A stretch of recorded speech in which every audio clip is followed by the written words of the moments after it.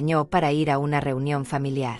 Cuando llegué, los abogados ya estaban allí, listos para forzarme a firmar la transferencia de la casa. Cuando me negué a entregar mi propiedad, ellos me amenazaron. Yo solo sonreí y dije: 1, 2, 3, 4, 5. Ustedes son mucha gente. Entonces agregué tranquilamente: lo curioso es que yo también traje solo a una persona. Javier dejó de respirar por un segundo. Daniela abrió la boca, pero no salió ningún sonido. El abogado Ramón, ese hombre de traje gris que no conocía de nada, se acomodó los lentes nerviosamente. Los dos primos de Daniela que habían traído como refuerzo se miraron entre ellos confundidos. Y yo, Emilia Morales, 61 años, viuda, madre soltera que crió a ese niño con las manos partidas de tanto trabajar, me quedé de pie sosteniendo esa maldita pluma que querían que usara para firmar mi vida entera. La sala estaba en silencio. Un silencio pesado, incómodo, del tipo que hace que la gente empiece a sudar aunque el aire acondicionado esté encendido. Sobre la mesa había un folder café repleto de documentos legales. Documentos que transferirían mi casa, la casa que construí con Miguel durante 30 años de matrimonio, directamente al nombre de Javier y Daniela. Sin mi consentimiento real. Sin mi voluntad. Solo con mi firma bajo presión. Mamá, no entiendes lo que está pasando, dijo Javier con esa voz suave que usaba cuando quería manipularme. Esto es por tu bien. Por tu protección. Daniela se inclinó hacia adelante, con esa sonrisa falsa que practicaba frente al espejo. Emilia, querida, ya no estás joven. ¿Qué pasaría si algo te sucede? ¿Si te enfermas? ¿Si empiezas a olvidar cosas? Necesitamos proteger el patrimonio familiar. Patrimonio familiar. Qué linda manera de decir tu casa que queremos robar. Ramón, el abogado, puso su mano sobre los documentos como si fueran algo sagrado. Señora Morales, esto es un procedimiento estándar. Miles de familias lo hacen. Es simplemente una transferencia preventiva. Usted puede seguir viviendo en la propiedad todo el tiempo que quiera. Nadie la está echando. Mentira. Todo era mentira. Y lo peor es que yo había caído en la trampa como una idiota. 3 días antes, Javier me había llamado con esa voz cariñosa que no usaba desde que se casó con Daniela. Mamá, hace tanto que no nos reunimos todos. ¿Qué te parece si hacemos un almuerzo familiar el domingo? Daniela va a cocinar tu platillo favorito. Yo, como la tonta que fui, me emocioné. Pensé que finalmente mi hijo estaba recordando que tenía una madre. Pensé que tal vez Daniela había cambiado, que tal vez podríamos volver a ser una familia. Me arreglé con mi mejor vestido color verde olivo, ese que Miguel me regaló en nuestro aniversario número 25. Me puse los aretes de perlas que habían sido de mi madre. Hasta me maquillé un poco, algo que casi nunca hago. Compré una tarta de limón en esa pastelería cara del centro, la que cuesta $25, pero que sé que le encanta a Javier desde niño. Toqué el timbre de su casa a las 12 en punto, puntual como siempre. Daniela abrió la puerta con una sonrisa enorme. Demasiado enorme. Emilia, qué alegría verte. Pasa, pasa. Me abrazó, y por un momento casi me lo creo. Casi. Pero cuando entré a la sala, vi a esas 5 personas esperándome. Javier estaba serio. Ramón tenía una laptop abierta y una impresora portátil sobre la mesa. Los primos de Daniela, Gabriel y Raúl, estaban parados cerca de la puerta como guardias. Y sobre la mesa estaba ese folder café con mi nombre escrito a mano en la etiqueta. No había comida. No había almuerzo familiar. No había nada excepto una emboscada perfectamente planeada. Siéntate, mamá, dijo Javier señalando el sofá individual, el que estaba rodeado por todos ellos. Una silla en medio de un círculo de lobos. Me senté porque mis piernas temblaban. No de miedo. De furia. Ramón empezó su discurso ensayado sobre protección de activos, planificación patrimonial, beneficios fiscales. Palabras bonitas para disfrazar un robo. Javier asentía como si todo tuviera sentido. Daniela me miraba con esa expresión de falsa preocupación que seguramente practicó toda la mañana. La propiedad está valuada en aproximadamente $450,000, dijo Ramón revisando sus papeles. En el mercado actual, podría alcanzar hasta 500,000. Es un activo considerable que debe protegerse adecuadamente. $500,000. La casa que Miguel y yo compramos en 1992 por $80,000. La casa donde crié a Javier. La casa donde enterré a mi esposo. La casa donde cada pared tiene una memoria, cada rincón guarda una historia. Y estos buitres la veían solo como un número, como una propiedad que liquidar. Mamá, sé razonable, insistió Javier. Tú vives sola en esa casa enorme. Gastas fortunas en mantenimiento. El techo necesita reparaciones, la calefacción es vieja, el jardín está descuidado. Nosotros podemos encargarnos de todo eso. Yo me encargo perfectamente de mi casa, respondí con la voz más firme que pude. Daniela suspiró con dramatismo. Emilia, el otro día olvidaste dónde pusiste las llaves. Javier me contó. También olvidaste nuestra llamada telefónica de hace 2 semanas. Mentira. Pura mentira. Nunca olvidé ninguna llamada porque ellos nunca llamaron. Y luego está el tema de la confusión con las facturas, agregó Javier. El mes pasado pagaste 2 veces la electricidad y olvidaste pagar el agua. Otra mentira. Tenía todos mis recibos organizados por fecha, todos pagados a tiempo, todos archivados. Pero ellos estaban construyendo una narrativa. Estaban pintándome como una anciana senil que no podía cuidar de sí misma. Y lo estaban haciendo delante de testigos. Ramón deslizó los documentos hacia mí. Señora Morales, si firma aquí, aquí y aquí, todo quedará resuelto legalmente. Su hijo asumirá la responsabilidad de la propiedad, usted quedará protegida y podrá vivir tranquila sin preocupaciones. Tomé los papeles. Los leí. No era solo una transferencia de propiedad. Era una transferencia inmediata e irrevocable. Una vez firmado, la casa dejaría de ser mía al instante. No habría vuelta atrás. No habría periodo de gracia. Nada.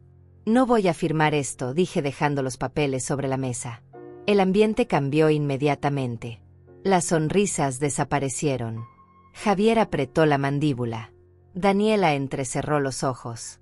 Ramón cerró su laptop con un golpe seco. Mamá, no seas terca. No soy terca. Soy dueña de mi casa y no voy a regalarla. Daniela se levantó, caminó detrás de mí y puso sus manos sobre mis hombros. Un gesto que parecía cariñoso, pero que se sentía como una amenaza. Emilia, piensa en Javier.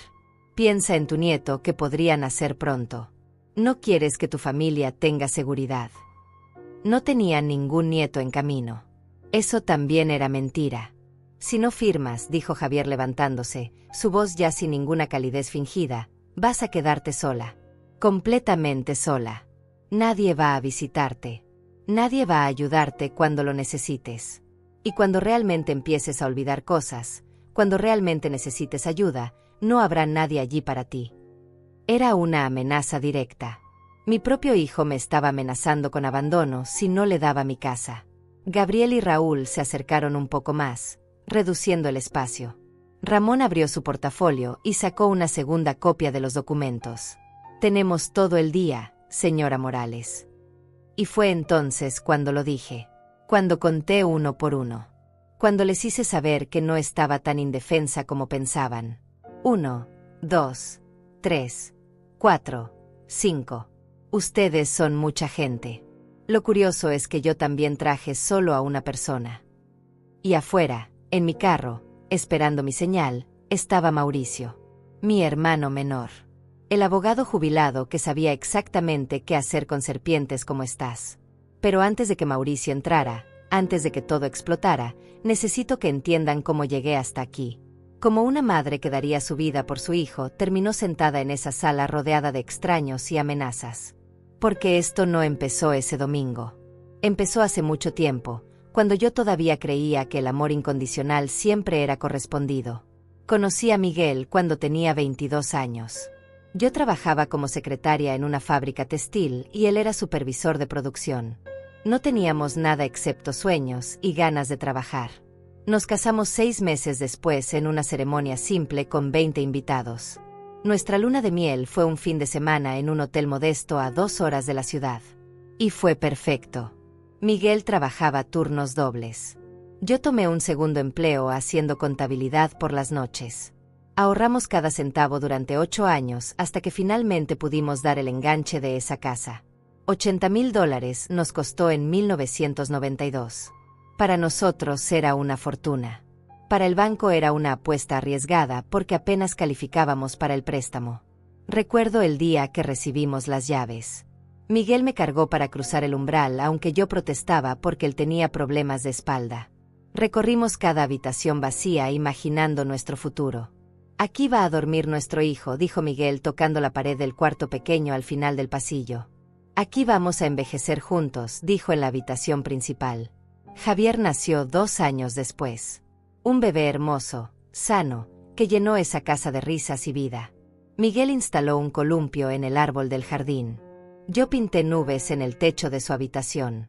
Cada cumpleaños era una celebración, cada Navidad era mágica. No teníamos dinero para lujos, pero teníamos amor. O eso creía yo. Cuando Javier tenía 12 años, Miguel tuvo su primer infarto. Sobrevivió, pero los médicos fueron claros. Necesitaba reducir el estrés, comer mejor, trabajar menos. Así que yo tomé un tercer empleo. Limpiaba oficinas los fines de semana. Llegaba a casa con las manos agrietadas y los pies hinchados, pero lo hacía feliz porque así Miguel podía descansar y Javier podía tener sus clases de fútbol. A los 16, Javier empezó a cambiar. Quería ropa de marca que no podíamos pagar. Se avergonzaba de nuestro carro viejo. Dejó de invitar amigos a casa porque decía que nuestra sala estaba pasada de moda.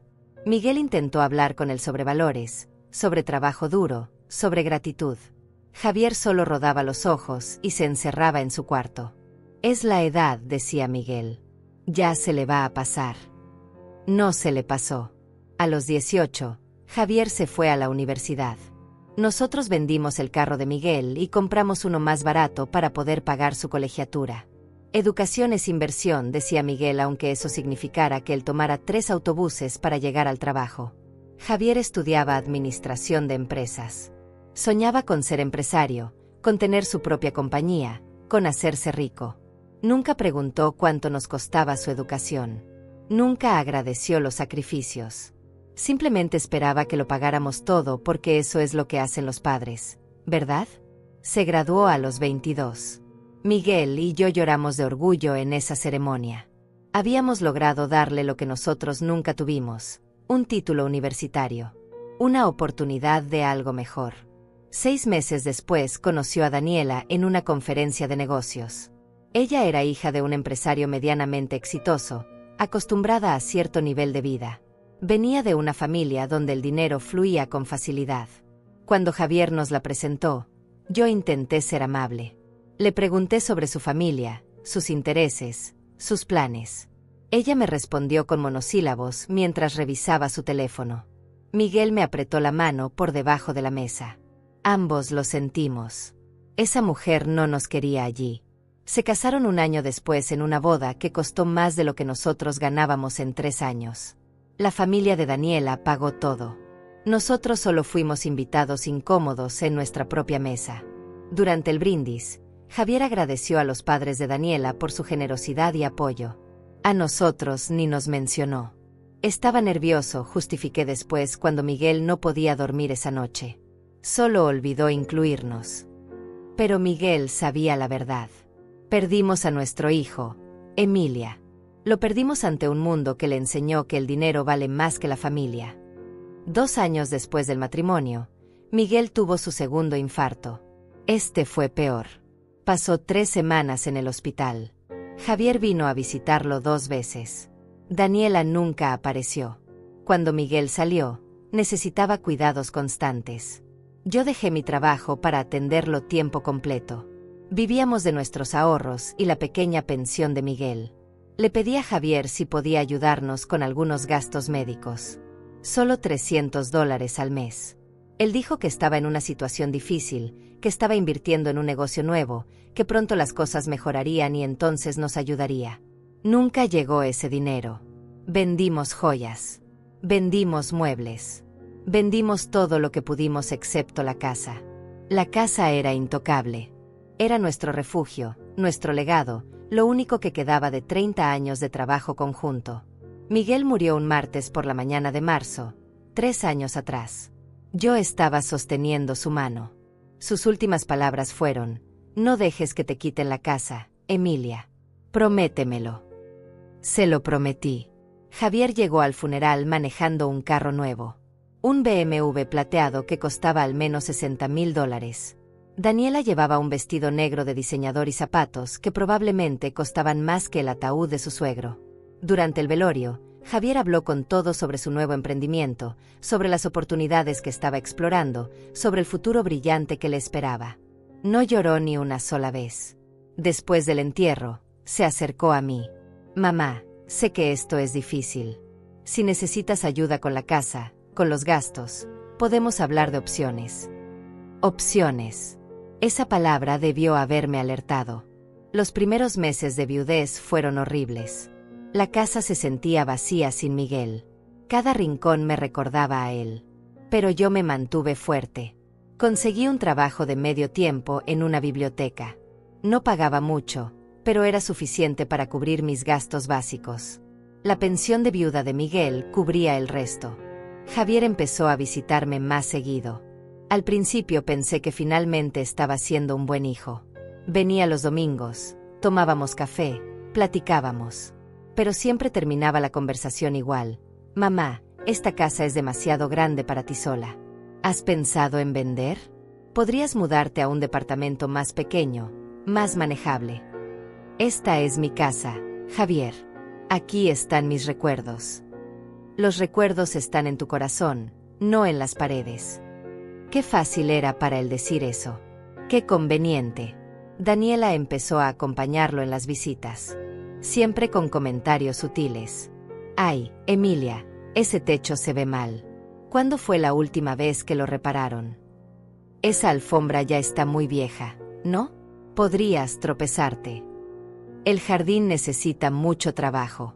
Debe ser agotador para ti. Plantando semillas de duda. Haciéndome sentir incapaz. Hace 6 meses, el negocio de Javier quebró. No me enteré por él. Me enteré porque su nombre apareció en un artículo del periódico local sobre empresas que cerraron operaciones. Perdió todo. Las inversiones de Daniela, los préstamos que había tomado, todo se evaporó. Cuando finalmente me llamó para contármelo, lloró por teléfono. Mamá, lo perdí todo. No sé qué voy a hacer. Mi corazón de madre se rompió. Hijo, las cosas materiales se recuperan. Tú eres joven, puedes empezar de nuevo. Necesito capital. Necesito algo que me permita reiniciar. Y ahí estaba. La verdadera razón de la llamada. ¿Cuánto necesitas? Mamá, no es tan simple. Necesito algo sustancial. Algo como... bueno, como el valor de la casa. Me quedé en silencio. Miguel tenía razón. Siempre tuvo razón. No voy a vender mi casa, Javier. Colgó sin despedirse. Las visitas dominicales terminaron. Las llamadas cesaron. Durante 2 meses no supe nada de él. Hasta que llegó esa llamada sobre la reunión familiar. Sobre el almuerzo. Sobre la reconciliación. Y yo, idiota de mí, quise creer que mi hijo todavía me amaba más que a mi propiedad. Ahora estaba aquí, en esta sala, rodeada de buitres disfrazados de familia, contando cuántos eran. 5 contra 1. O eso creían ellos. La expresión en el rostro de Javier cuando mencioné que yo también había traído a alguien fue algo que nunca olvidaré. Sus ojos se abrieron con ese destello de pánico que solo aparece cuando un plan perfecto comienza a desmoronarse. Daniela dejó de respirar por un segundo completo, su mano congelada a mitad de un gesto. Ramón, el abogado, se puso rígido en su asiento como si alguien le hubiera echado agua helada por la espalda. ¿Qué quieres decir con que trajiste a alguien?, preguntó Javier intentando sonar casual, pero su voz salió una octava más alta de lo normal. Yo saqué mi teléfono del bolso con calma deliberada. Cada movimiento lento, controlado, dejando que la tensión creciera. Mis dedos temblaban ligeramente, no de miedo sino de adrenalina pura. Toda mi vida había sido la mujer que cedía, que se adaptaba, que ponía la paz por encima de todo. Pero en ese momento, con los documentos de robo todavía tibios sobre la mesa, algo dentro de mí había cambiado para siempre. Mamá, no hagas esto más difícil, advirtió Javier levantándose de su asiento. Gabriel y Raúl, los primos inútiles que Daniela había traído como músculo silencioso, se movieron imperceptiblemente más cerca de la puerta, como si pudieran impedirme salir. Como si esto fuera un secuestro disfrazado de reunión familiar. Toqué un número en mi teléfono. Sonó 2 veces. «Ya puedes entrar», dije simplemente, y colgué. El silencio que siguió fue delicioso. Podía ver las mentes de todos procesando, tratando de calcular quién podría ser esa persona. ¿Un abogado propio? ¿Un testigo? ¿La policía? Sus rostros pasaron por una docena de posibilidades en segundos. Daniela fue la primera en recuperar la compostura. «Emilia, esto es ridículo. Somos familia. No necesitamos abogados peleando entre nosotros. Esto se puede resolver civilizadamente». Su voz goteaba esa dulzura falsa que había perfeccionado, pero ahora yo podía ver a través de ella como si fuera cristal barato. «Civilizadamente», repetí, y algo en mi tono hizo que todos se callaran. ¿Llama civilizado engañarme para traerme aquí? ¿Civilizado tener documentos ya preparados sin mi conocimiento? ¿Civilizado amenazarme con abandono si no les regalo mi casa? Ramón se aclaró la garganta, intentando retomar el control profesional. «Señora Morales, entiendo que está molesta, pero debe comprender que sus opciones son limitadas. Si rechaza esta oportunidad de proteger su patrimonio de manera ordenada, las consecuencias podrían ser mucho peores. Podríamos hablar de incompetencia mental, de la necesidad de un tutor legal». Ahí estaba. La amenaza real finalmente sobre la mesa. No solo querían mi casa. Estaban dispuestos a declararme incompetente mentalmente para conseguirla. A quitarme no solo mi propiedad, sino mi dignidad, mi autonomía, mi derecho a tomar mis propias decisiones. «¿Me estás amenazando con iniciar un proceso de interdicción?», pregunté mirando directamente a Ramón. «¿Ese es tu consejo legal profesional?». Él parpadeó, sorprendido de que yo conociera el término legal correcto. Probablemente esperaba a una viejita ignorante a quien pudiera intimidar con palabrería jurídica. Los pasos en el porche fueron claros y firmes. Javier miró hacia la puerta con la mandíbula apretada. Daniela se mordió el labio inferior, ese tic nervioso que aparecía cuando las cosas no salían según su plan. La puerta se abrió sin que nadie llamara, porque yo le había dado la llave extra a Mauricio 3 días antes, cuando empecé a sospechar hacia dónde se dirigía todo esto. Mi hermano entró a la sala con esa presencia tranquila que siempre tuvo, incluso cuando éramos niños. Mauricio era 5 años menor que yo, pero siempre había sido mi protector. Cuando papá murió y mamá tuvo que trabajar 3 empleos, Mauricio se aseguró de que nadie me molestara en la escuela. Cuando Miguel enfermó, Mauricio manejó 8 horas desde donde vivía para ayudarme con los trámites del seguro. Y ahora, a sus 56 años, jubilado después de 30 años como abogado litigante, estaba aquí para asegurarse de que nadie me robara lo último que me quedaba. Llevaba un maletín de cuero gastado que reconocí de inmediato. Era el mismo que usaba en sus años de ejercicio, lleno de casos ganados y batallas legales victoriosas. Lo colocó sobre la mesa con un golpe suave pero definitivo, justo al lado de los documentos fraudulentos de Ramón. «Buenas tardes», dijo Mauricio con esa voz profesional que solía usar en las cortes. «Soy Mauricio Torres, hermano de la señora Emilia Morales y su representante legal en este asunto». Sus ojos recorrieron la sala, evaluando a cada persona con la precisión de alguien que había pasado décadas leyendo intenciones ocultas. «Veo que tenemos bastante gente reunida aquí. Qué interesante que una simple reunión familiar requiera la presencia de un abogado y documentos legales ya preparados». Javier abrió la boca, pero Mauricio levantó una mano. «Antes de que digas algo que pueda ser usado en tu contra, déjame aclarar algunas cosas. Primero, cualquier documento que mi hermana firme bajo coerción, amenazas o engaño es completamente nulo e inválido. Segundo, grabar conversaciones donde se amenaza a personas mayores para obtener propiedades es evidencia de intento de fraude patrimonial. Y tercero, abrió su maletín con calma calculada. He estado investigando esta situación desde hace exactamente 4 días». El color desapareció del rostro de Daniela. Javier se dejó caer en su asiento como si sus piernas hubieran dejado de funcionar. Ramón, el abogado, se puso notoriamente pálido. Mauricio sacó un folder, no café como el de ellos, sino color verde, mucho más grueso. «Hace 4 días, Emilia me llamó porque empezó a recibir llamadas extrañas de su banco preguntando sobre intentos de cambio de beneficiarios en sus cuentas. Llamadas que ella nunca autorizó. Miró directamente a Javier. ¿Sabes algo sobre eso, sobrino? Eso fue un malentendido, tartamudeó Javier. Un malentendido, repitió Mauricio abriendo el folder. Como también fue malentendido cuando hace 3 meses intentaste obtener un poder notarial sobre las cuentas de tu madre alegando que ella te lo había pedido. Tengo aquí la copia de esa solicitud que el notario rechazó porque mi hermana nunca se presentó personalmente. Daniela se levantó abruptamente. Esto es absurdo. Javier solo estaba tratando de ayudar a su madre. Ella está envejeciendo, necesita apoyo. Apoyo. Mauricio sacó otro documento. ¿Llamas apoyo a contactar a 3 agencias de bienes raíces diferentes, solicitando valuaciones de la propiedad de mi hermana sin su autorización? Tengo los correos electrónicos. Todos enviados desde la cuenta de Javier. Todos en las últimas 6 semanas. Mi corazón latía tan fuerte que podía escucharlo en mis oídos. Yo sabía que algo estaba mal, por eso llamé a Mauricio. Pero no imaginaba la magnitud de la traición. Javier no solo había planeado esto para hoy. Llevaba meses, tal vez años, construyendo un plan para quitarme mi casa. Ramón intentó intervenir con su voz profesional. Señor Torres, estos son asuntos familiares privados que pueden resolverse sin drama innecesario. Usted es Ramón Delgado, interrumpió Mauricio. Licenciado número 87.412 del Colegio de Abogados. Correcto. Ramón asintió lentamente, sin entender hacia dónde iba esto.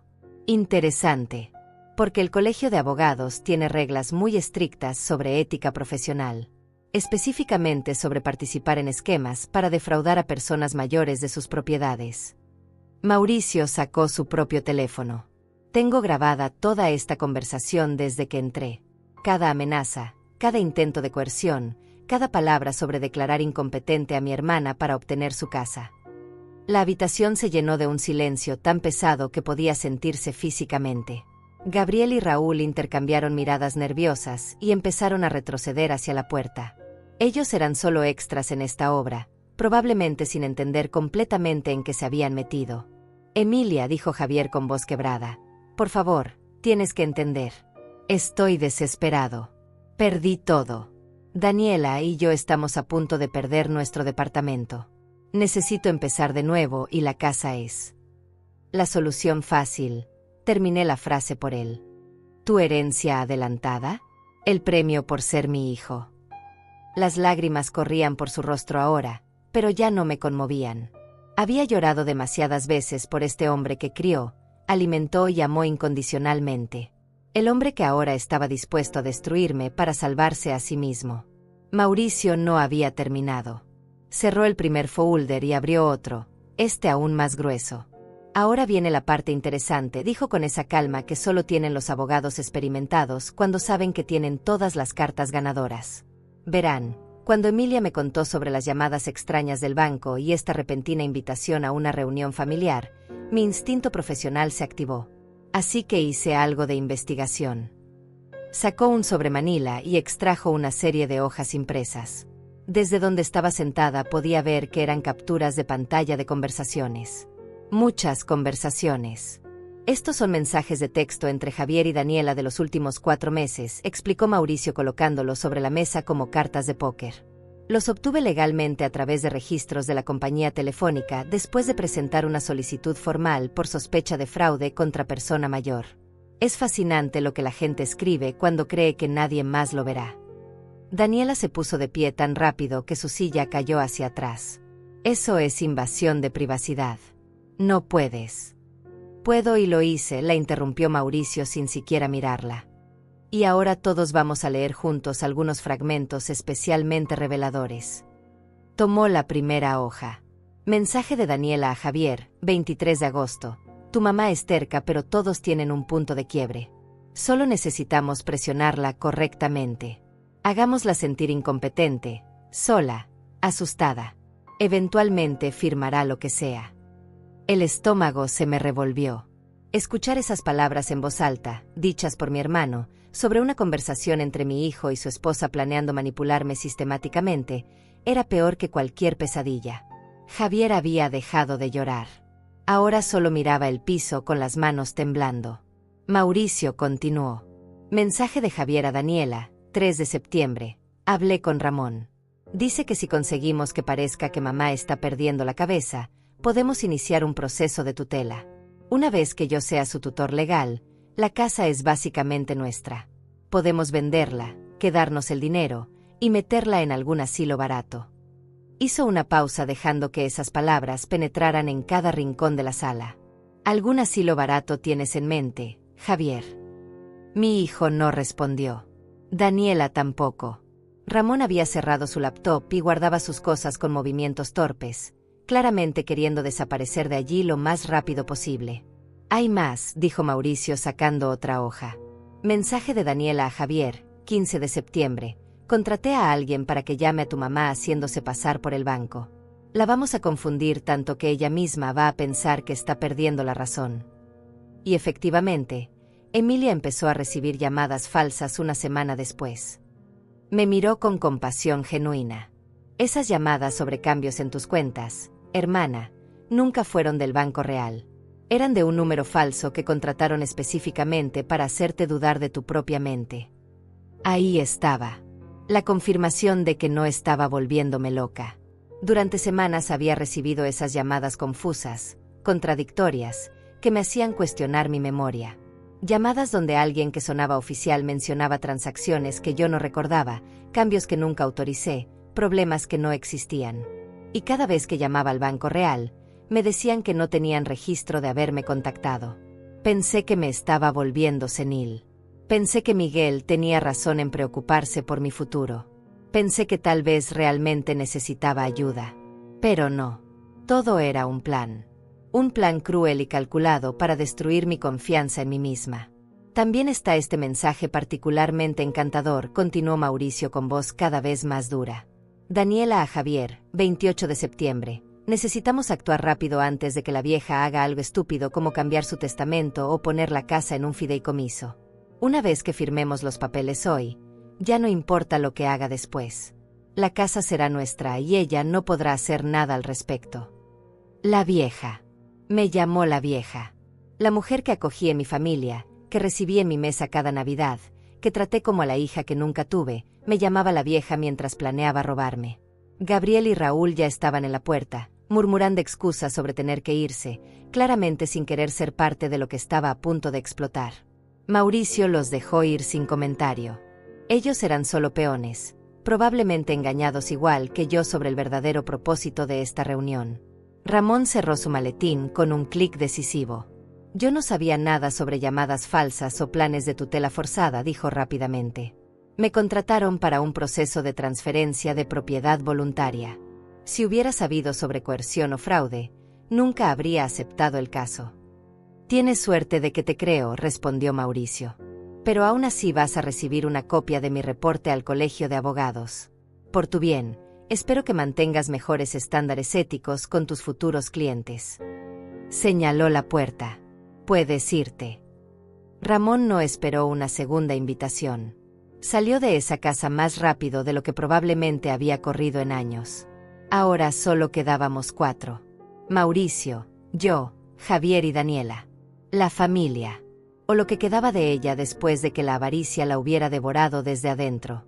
¿Cuánto?, pregunté rompiendo el silencio. Mi voz sonaba extraña para mis propios oídos, hueca y distante. ¿Cuánto necesitaban realmente? ¿Cuánto dinero habría sido suficiente para no tener que destruirme? Javier levantó la vista, sus ojos rojos e hinchados. Mamá, yo. Responde la pregunta, exigí. Debo 450,000, tal vez $500,000 según el mercado actual. ¿Era ese el número? ¿O habrían vendido la casa por menos solo para obtener efectivo rápido? Daniela encontró su voz, todavía intentando justificar lo injustificable. Emilia, tú no entiendes la presión en la que estamos. Debemos $200,000 en préstamos del negocio fallido. El banco nos va a quitar el departamento. Nuestras tarjetas de crédito están al máximo. No tenemos opciones. ¿Y yo? grité, mi voz finalmente quebrándose después de mantener la compostura todo este tiempo. ¿Yo qué? ¿Dónde iba a vivir después de que vendieran mi casa? ¿En ese asilo barato que mencionaron? ¿En la calle?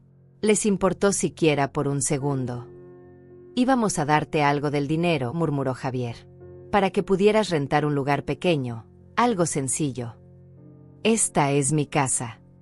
Las palabras salieron como un grito desgarrador que venía desde lo más profundo de mi ser. La casa que tu padre y yo construimos. La casa donde te criamos. La casa donde cada maldita pared tiene 30 años de nuestra vida, nuestro sudor, nuestros sacrificios.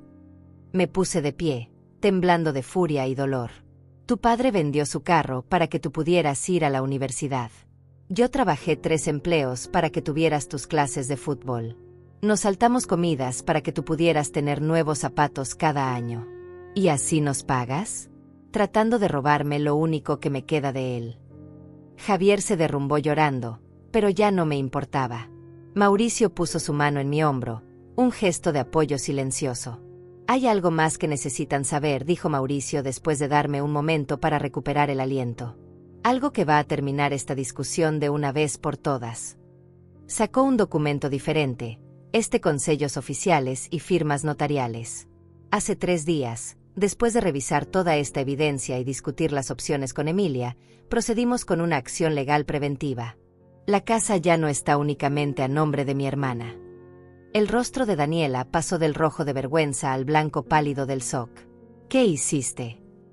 La propiedad fue transferida a un fideicomiso irrevocable, explicó Mauricio con satisfacción evidente. Un trust legal que protege la casa de cualquier intento futuro de apropiación, fraude o reclamo. Emilia mantiene el derecho de vivir en la propiedad por el resto de su vida. Puede usarla, modificarla, disfrutarla completamente. Pero ya no puede ser vendida, transferida o hipotecada sin la aprobación de 3 fideicomisarios independientes que nombré personalmente. No puedes hacer eso, jadeó Daniela. Ya está hecho. Firmado, notarizado y registrado en el registro público de la propiedad. Completamente legal e irreversible. Javier se puso de pie tambaleándose. Mamá, por favor. Somos tu familia. Tu única familia. No, respondí con una claridad que sorprendió hasta a mí misma. La familia no hace esto. La familia no planea durante meses cómo destruir a sus propios miembros. La familia no contrata estafadores para confundir a sus madres hasta hacerlas dudar de su cordura. Mauricio todavía no había terminado de abrir su arsenal legal. Sacó otro documento, con múltiples páginas grapadas. También presenté una denuncia formal ante la Fiscalía por intento de fraude patrimonial contra persona mayor. Es un delito grave en este estado, con penas que van desde multas sustanciales hasta prisión. Miró directamente a Javier.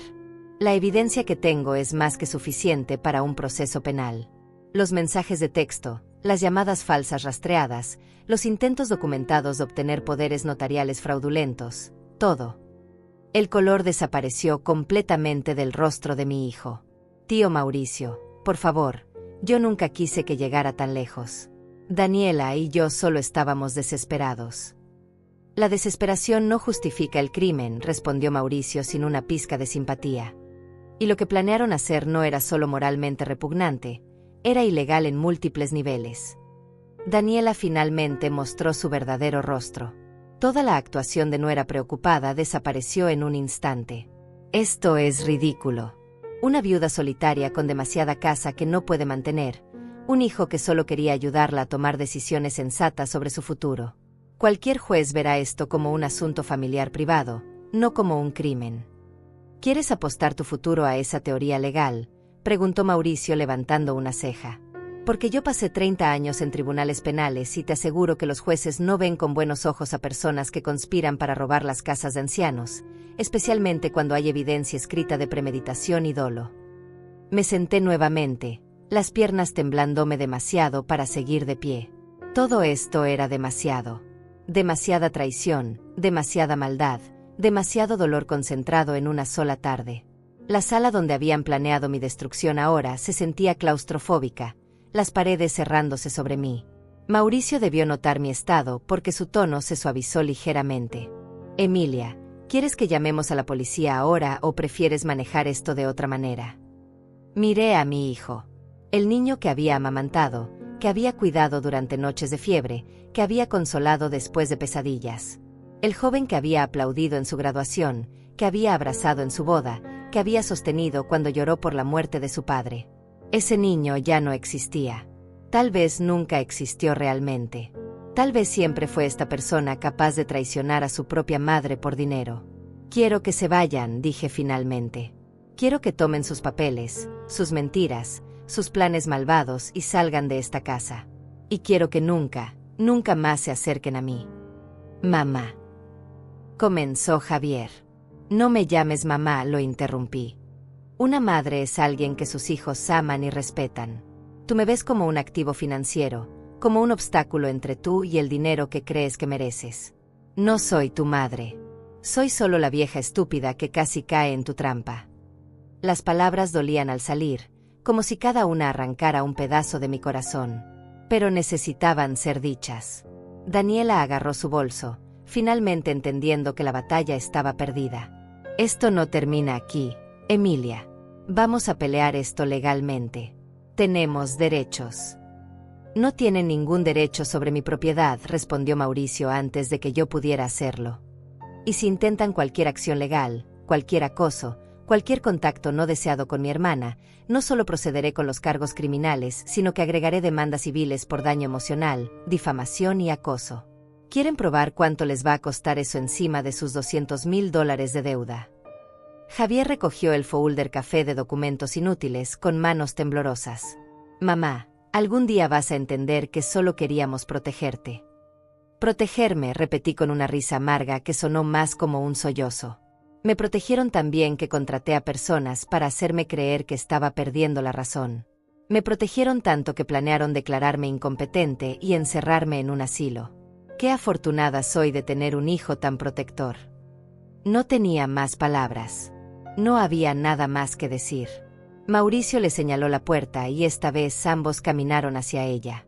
Javier se detuvo en el umbral, volteándose una última vez. Lo siento, susurró. De verdad lo siento. No, no lo sientes, respondí. Sientes que te atraparon. Sientes que perdiste la oportunidad de conseguir $500,000. Pero no sientes haber intentado destruir a tu propia madre. Porque si realmente lo sintieras, nunca lo habrías planeado en primer lugar. La puerta se cerró detrás de ellos con un sonido final que reverberó en el silencio. Mauricio y yo nos quedamos solos en esa sala que todavía olía a traición y mentiras. Me dejé caer en el sofá, todas las emociones que había contenido durante la última hora finalmente derramándose en un torrente de lágrimas. Mi hermano se sentó a mi lado, sin decir nada, solo estando presente como siempre lo había estado.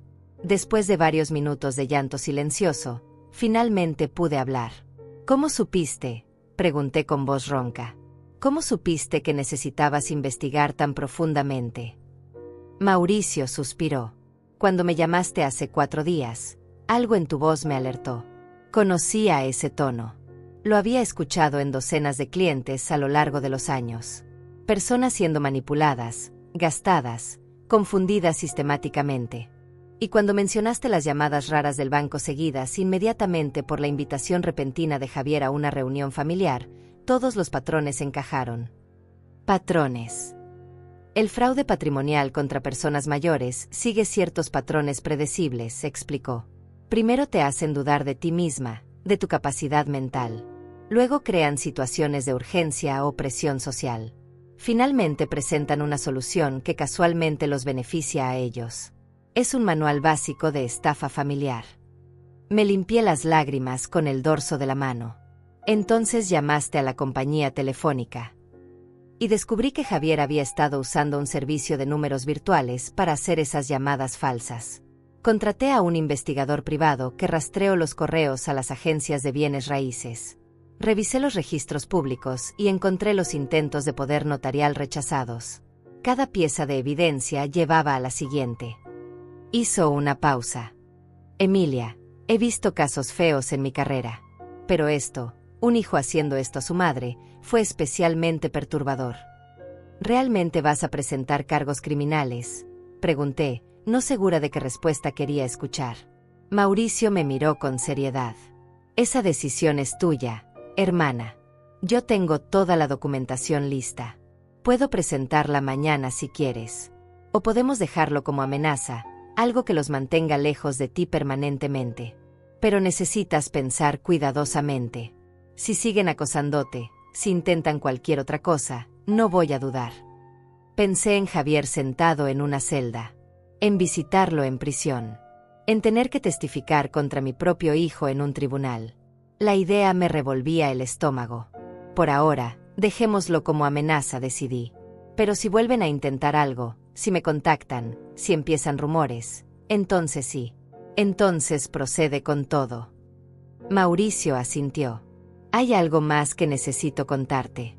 El fideicomiso que creamos no solo protege la casa, también incluye provisiones para tu futuro. ¿Qué tipo de provisiones?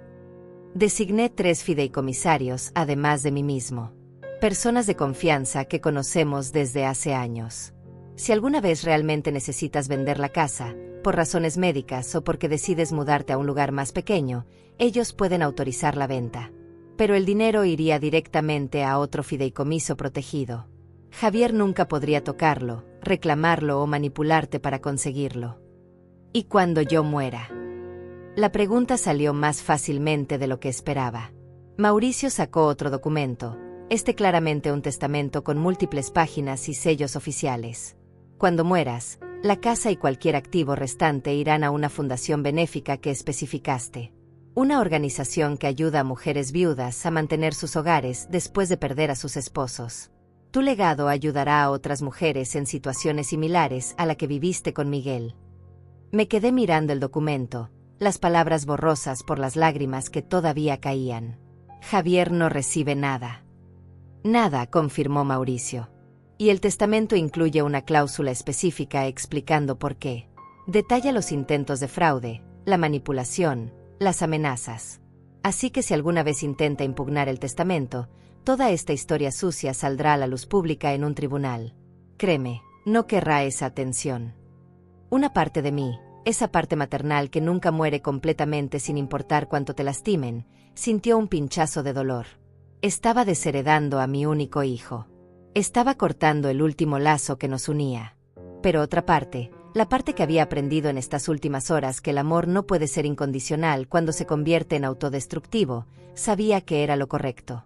¿Cuándo firmé todo esto?, pregunté confundida. No recuerdo haber estado en ninguna notaría. Hace 3 días. ¿Recuerdas cuando fuimos a comer y te pedí que nos detuviéramos en la oficina de mi antiguo socio? Dijiste que necesitabas usar el baño. Ah, sí. Me acordaba vagamente. Había sido un día extraño, Mauricio insistiendo en que saliéramos a almorzar, luego esa parada imprevista donde me hizo firmar algunos papeles que dijo eran sobre impuestos de mi pensión. Me mentiste, dije sin verdadera molestia en mi voz. Te protegí, corrigió suavemente. Si te hubiera contado todo el plan, habrías estado nerviosa hoy. Habrías dado señales. Necesitaba que vinieras aquí sin saber que ya teníamos todas las cartas ganadoras. Necesitaba que ellos mostraran sus verdaderas intenciones sin restricciones. Tenía razón. Si hubiera sabido sobre el fideicomiso, sobre la evidencia, sobre todo, probablemente habría confrontado a Javier antes. O peor, mi corazón de madre habría querido darle una última oportunidad, y él habría usado para encontrar otra forma de manipularme. Gracias, susurré, por salvarme de mi propia debilidad.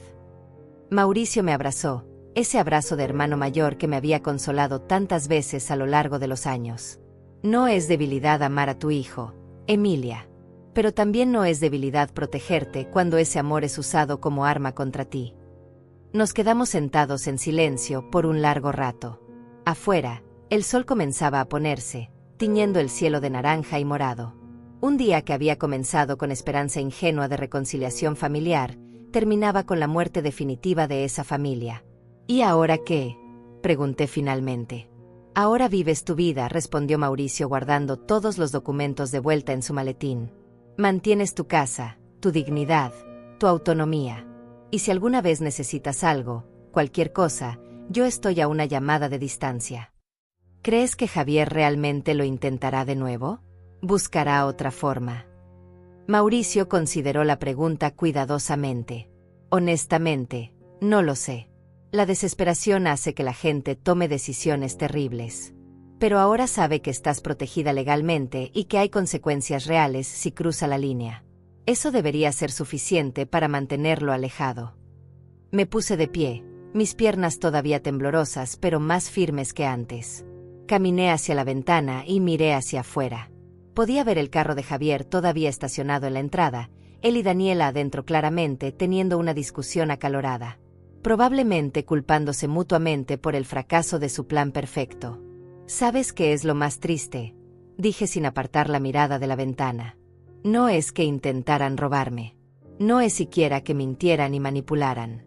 Es que en algún momento, ese niño que crié se transformó en alguien capaz de ver a su propia madre como un obstáculo. ¿En qué momento perdí a mi hijo real? Tal vez nunca lo tuviste de la forma que creías, respondió Mauricio con brutal honestidad. A veces los niños crecen con valores diferentes a los que intentamos enseñarles. A veces el mundo los cambia de maneras que no podemos controlar. No es tu culpa, Emilia. Entonces, ¿de quién es? ¿De Miguel por morir y dejarlo sin padre? ¿De Daniela por corromperlo? ¿Mía por malcriarlo cuando era pequeño? De nadie y de todos, dijo Mauricio poniéndose de pie junto a mí. Pero principalmente de Javier mismo. Él es un adulto que tomó decisiones conscientes. Las personas no accidentalmente planean fraudes elaborados de 4 meses. Eso requiere intención, premeditación y una brújula moral fundamentalmente rota. El carro de Javier finalmente arrancó y se alejó por la calle.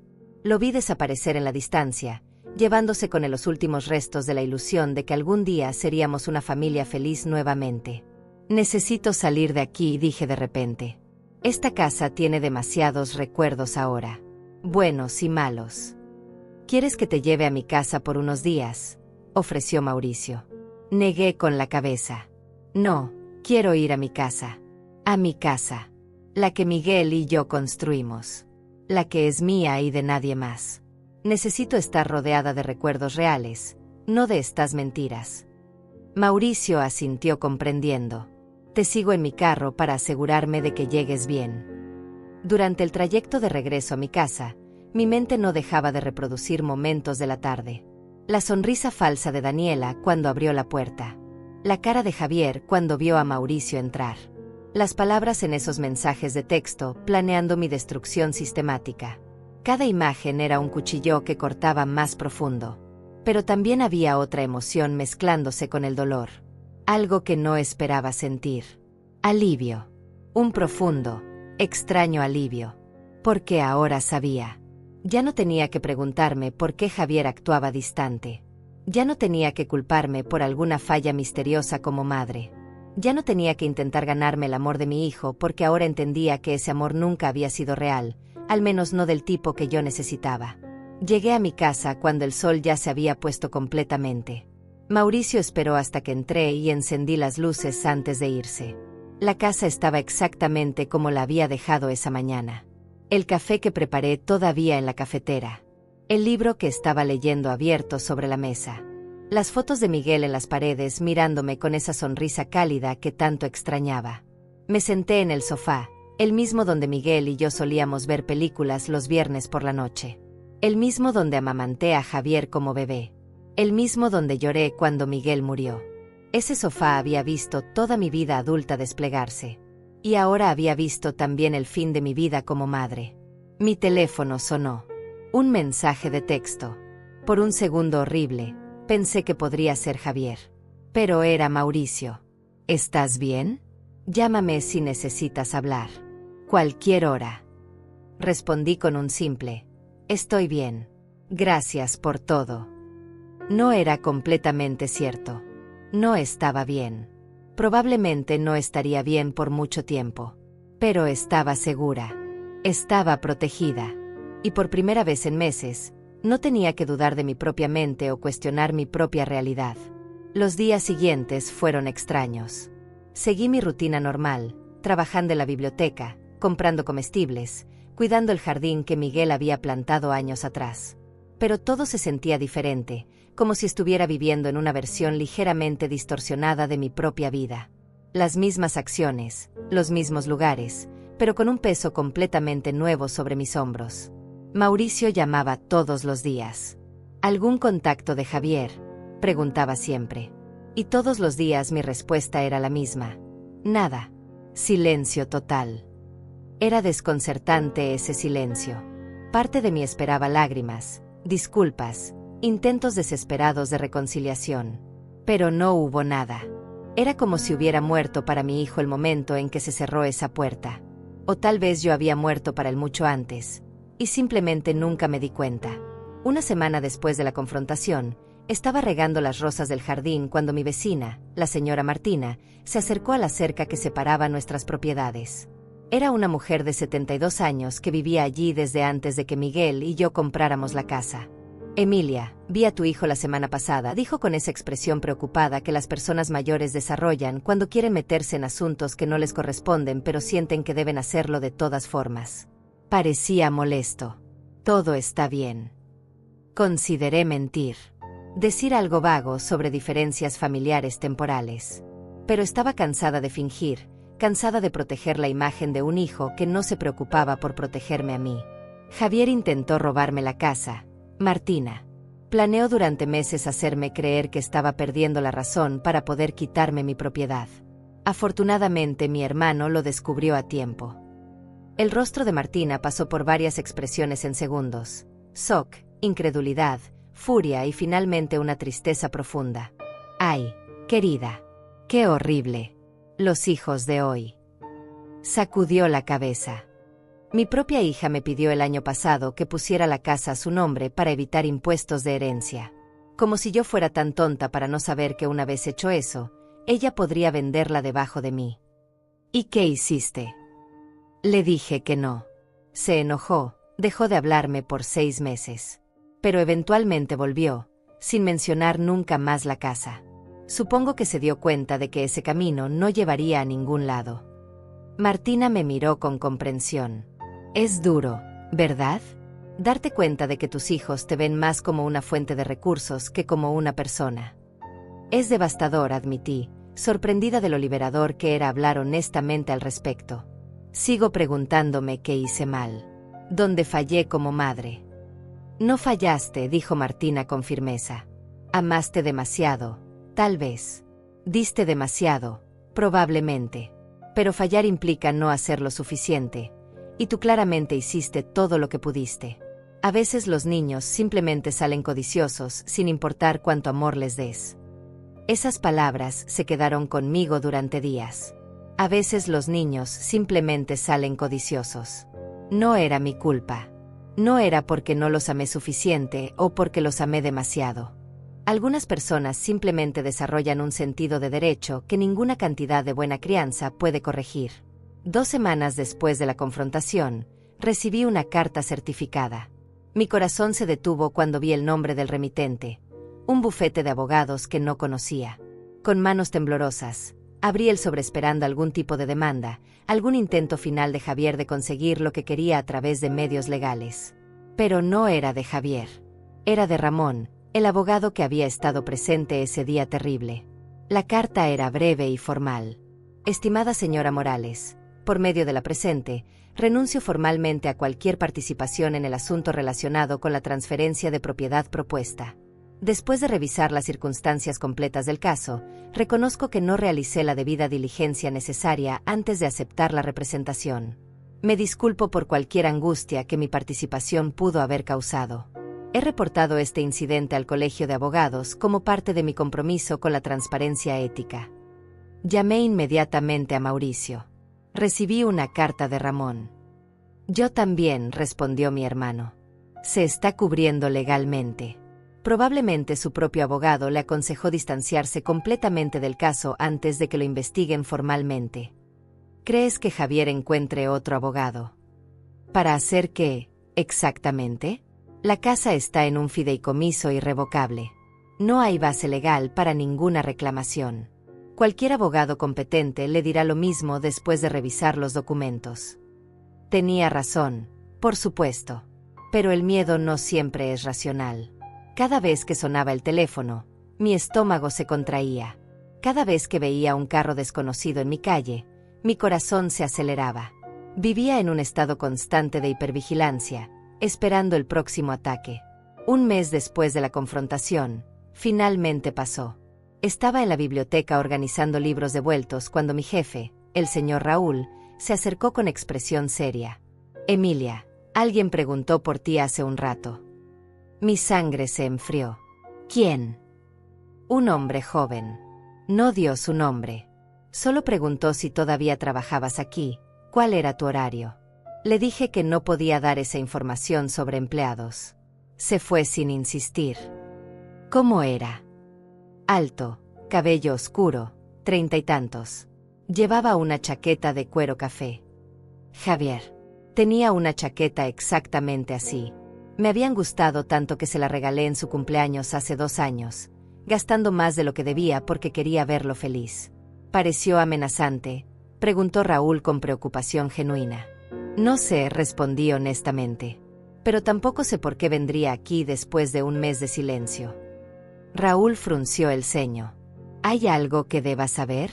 ¿Alguna situación de seguridad?». Le conté una versión resumida de lo que había pasado. Para su crédito, Raúl no juzgó ni hizo preguntas invasivas. Simplemente asintió y dijo: «Voy a hablar con seguridad. Si vuelve a aparecer, nos aseguraremos de que no te moleste. Y cuando salgas del trabajo, uno de nosotros te acompañará hasta tu carro». Esa noche llamé a Mauricio y le conté sobre la visita de Javier a la biblioteca. Hubo un largo silencio del otro lado de la línea.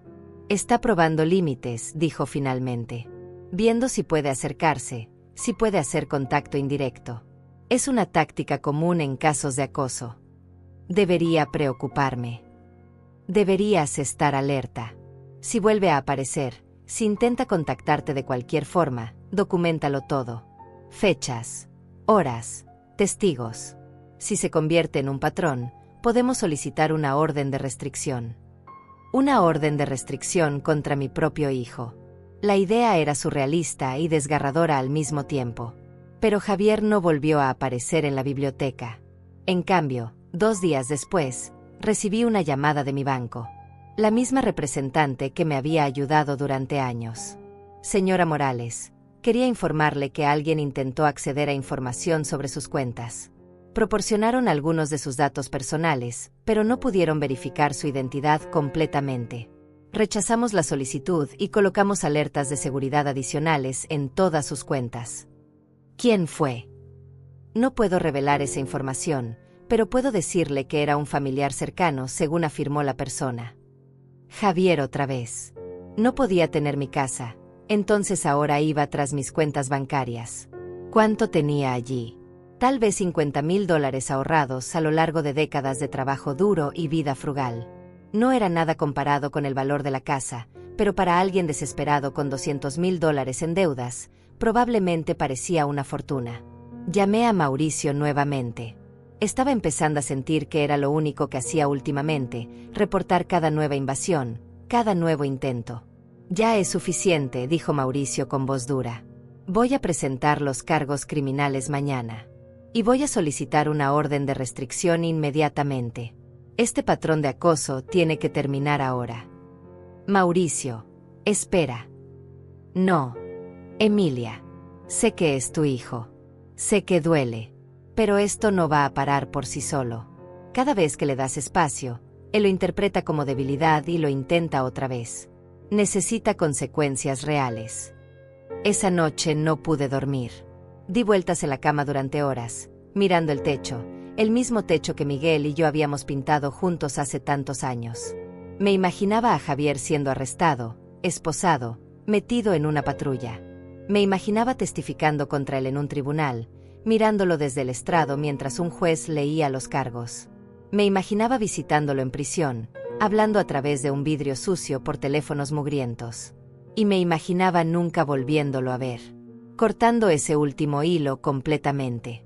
Dejándolo enfrentar las consecuencias solo, sin el apoyo de su madre, sin ninguna red de seguridad. Ambas opciones me destrozaban de maneras diferentes. A las 3 de la mañana, me levanté y fui a la cocina. Preparé té de manzanilla, el mismo que Miguel solía hacer cuando yo estaba estresada.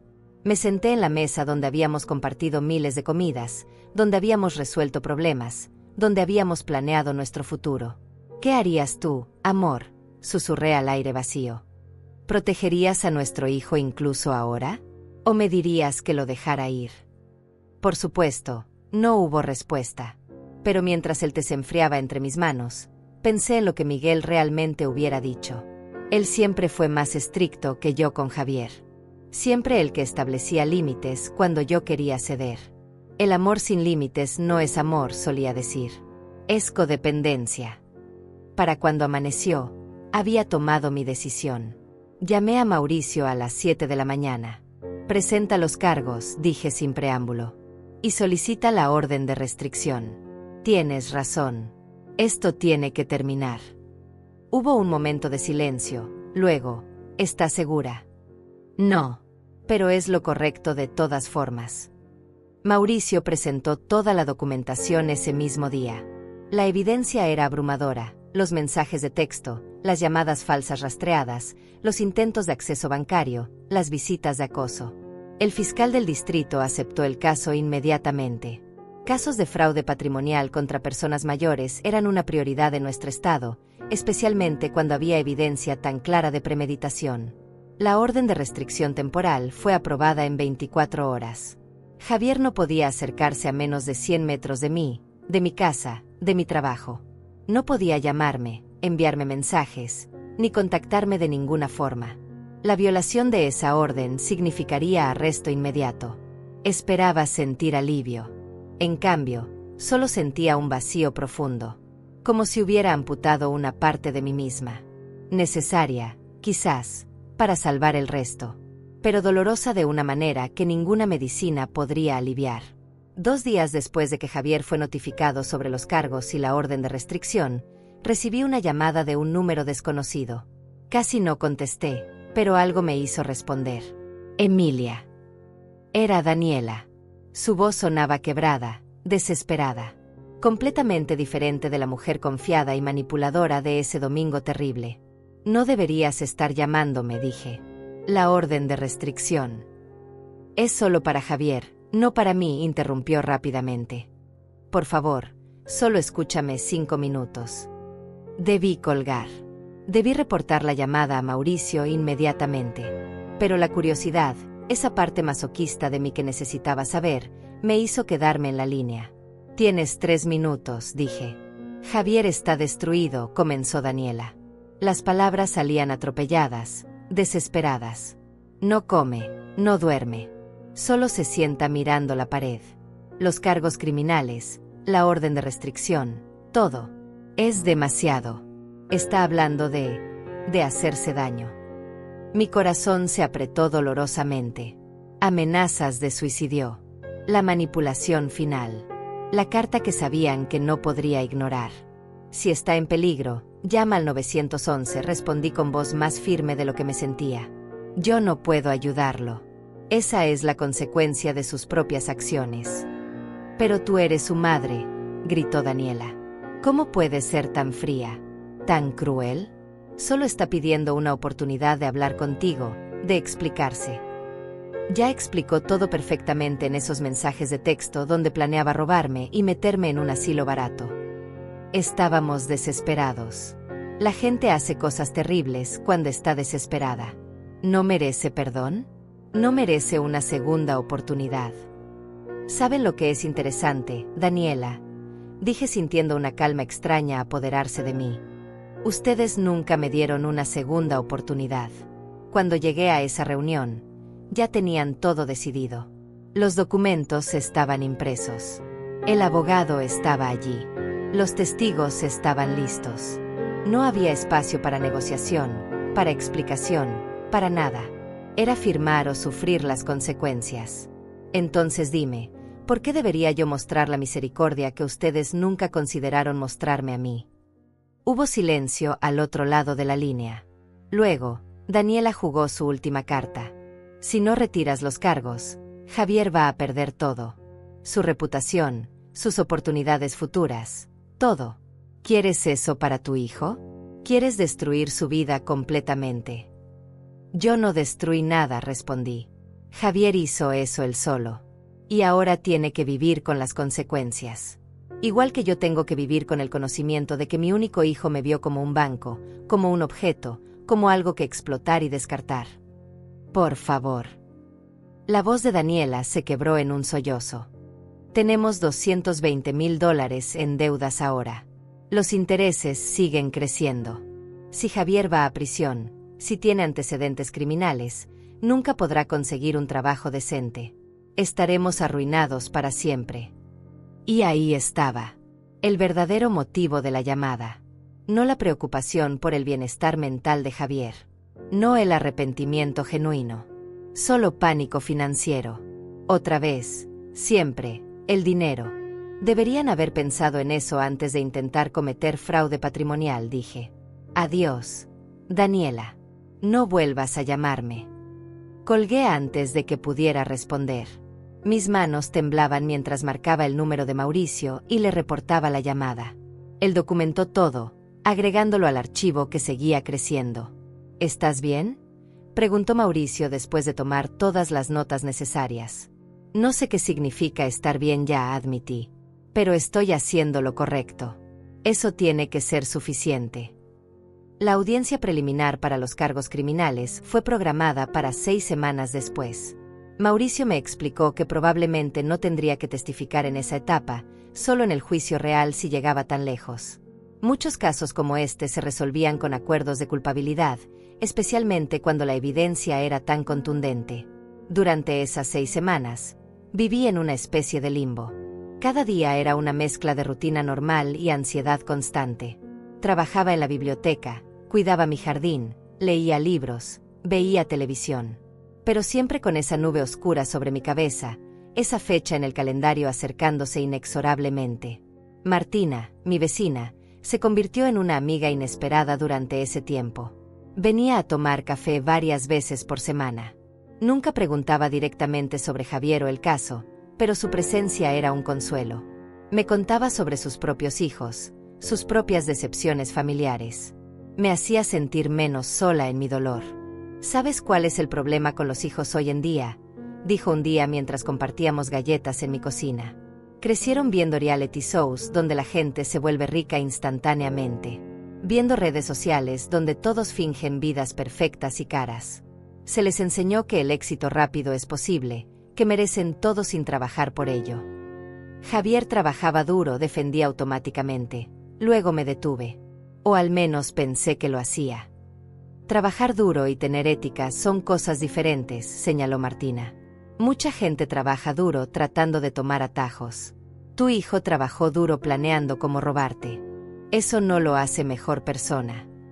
Tenía razón, como usualmente la tenía. 3 días antes de la audiencia, recibí otra llamada. Esta vez era un número que reconocí. Victoria, la prima de Miguel.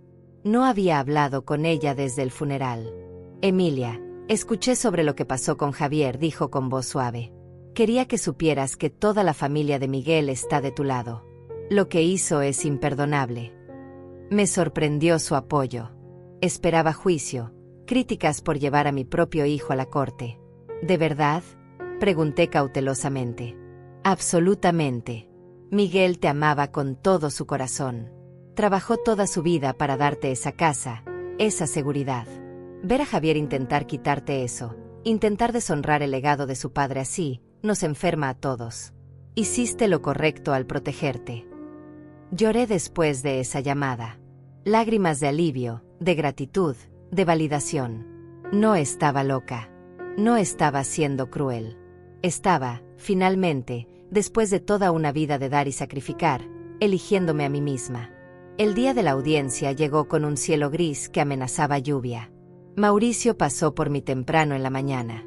Yo había pasado 2 horas arreglándome, cambiándome de ropa 3 veces, sin poder decidir que debía usar una madre que va a testificar contra su hijo. Finalmente elegí un vestido sencillo color gris perla, el mismo que usé para la graduación universitaria de Javier. La ironía no se me escapó. El tribunal estaba frío e impersonal. Paredes color crema, bancas de madera dura, ese olor particular a documentos viejos y decisiones legales. Mauricio me guió a nuestros asientos. Desde allí podía ver la mesa de la defensa, donde Javier se sentaría con su abogado. Cuando lo trajeron, casi no lo reconocí. Había perdido peso, su traje le quedaba flojo. Tenía ojeras profundas y el cabello despeinado. Se veía exactamente como alguien que no había dormido en semanas. Nuestros ojos se encontraron por un segundo. Él abrió la boca como para decir algo, pero su abogado lo detuvo con una mano en el hombro. La audiencia fue técnica, llena de lenguaje legal que apenas entendía.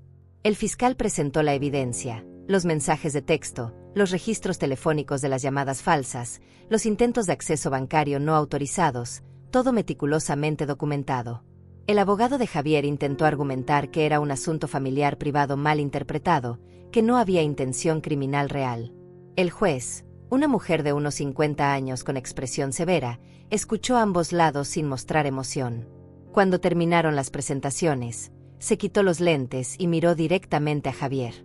Señor Morales, la evidencia presentada hoy muestra un patrón claro de manipulación premeditada contra su propia madre. Esto no fue un malentendido familiar. Esto fue fraude planificado.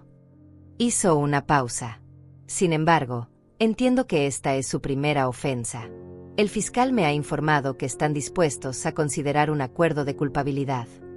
El abogado de Javier se inclinó para susurrarle algo. Javier asintió, luego se puso de pie con movimientos temblorosos. Su señoría, acepto el acuerdo de culpabilidad. Mi corazón latía tan fuerte que pensé que todos en la sala podían escucharlo. El juez revisó los documentos frente a ella. El acuerdo estipula: declaración de culpabilidad por intento de fraude patrimonial, sentencia suspendida de 2 años de libertad condicional, 500 horas de servicio comunitario, restitución de todos los costos legales incurridos por la víctima y participación obligatoria en terapia de manejo de finanzas y relaciones familiares. Además, la orden de restricción permanecerá en vigor durante todo el periodo de libertad condicional. ¿Entiende y acepta estos términos? Sí, su señoría, respondió Javier con voz apenas audible. Una violación de cualquiera de estos términos resultará en activación inmediata de la sentencia de prisión. ¿Está claro? Sí, su señoría. El mazo golpeó la mesa. Audiencia concluida. Y así, tan rápido como comenzó, terminó. No hubo drama de televisión, no hubo discursos emocionales. Solo procedimientos legales fríos y eficientes que transformaron a mi hijo en un criminal convicto. Mauricio me escoltó fuera del tribunal antes de que Javier pudiera acercarse. En el estacionamiento, finalmente pude respirar. ¿Cómo te sientes?, preguntó mi hermano. Vacía, respondí honestamente. Como si hubiera ganado una batalla pero perdido algo mucho más grande en el proceso. Mauricio me abrazó. Ganaste tu dignidad, tu seguridad, tu futuro.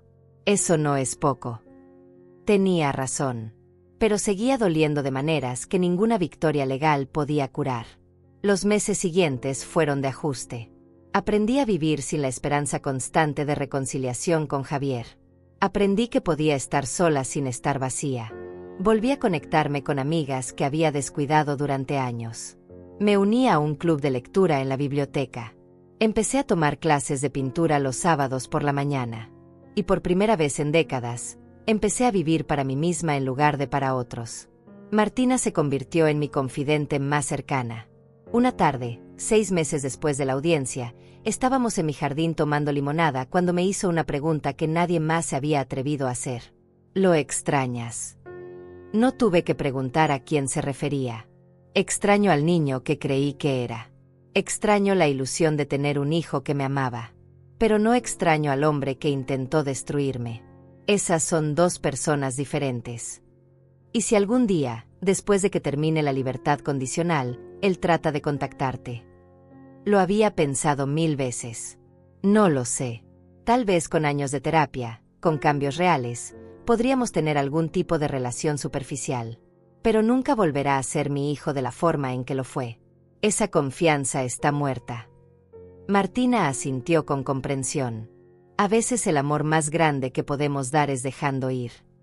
Hoy, un año después de aquella terrible reunión familiar, me siento en el columpio del jardín que Miguel instaló hace tantos años. La casa sigue siendo mía, protegida en ese fideicomiso que Javier nunca podrá tocar. Mis finanzas están seguras. Mi mente está clara, sin esas llamadas confusas que me hacían dudar de mi cordura. He aprendido que la familia no es solo sangre. Es elección, respeto, amor genuino. Mauricio es mi familia.